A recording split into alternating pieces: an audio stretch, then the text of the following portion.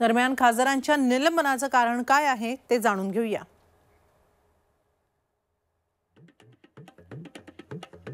13 डिसेंबरला 4 जणांनी संसदेची सुरक्षा भेदली। केंद्रीय गृहमंत्र्यांनी सभागृहात निवेदन देण्याची विरोधकांची मागणी 13 डिसेंबरलाच करण्यात आली। 14 डिसेंबरला गृहमंत्र्यांच्या निवेदनावर आक्रमक भूमिका घेतल्यानं 14 खासदारांचं निलंबन करण्यात आलं। 18 डिसेंबरला विरोधक पुन्हा आक्रमक झाले। दोन्ही सभागृहातील 78 खासदारांचं निलंबन त्या दिवशी करण्यात आलं। विरोधकांची संसदेच्या पायऱ्यांवर निदर्शनं पाहायला मिळाली। 19 डिसेंबरला गृहमंत्र्यांच्या निवेदनावर विरोधक ठाम राहिल्यानं 49 खासदारांचं निलंबन करण्यात आलं। अशा प्रकारे 141 खासदारांचं निलंबन झाले। प्रमुख विरोधी नेत्यांची संसदेच्या गांधी पुतळ्याजवळ निदर्शनं झाली। शरद पवारांनी राज्यसभेचे सभापती धनखड यांना पत्र पाठवलं।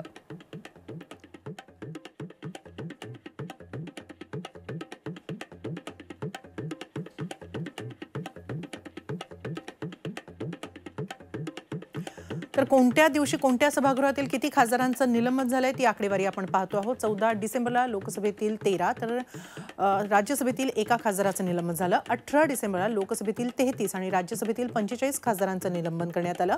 तर 19 डिसेंबरला लोकसभेमधील 49 खासदार निलंबित करण्यात आले। लाल मातीतली कुस्ती म्हणजे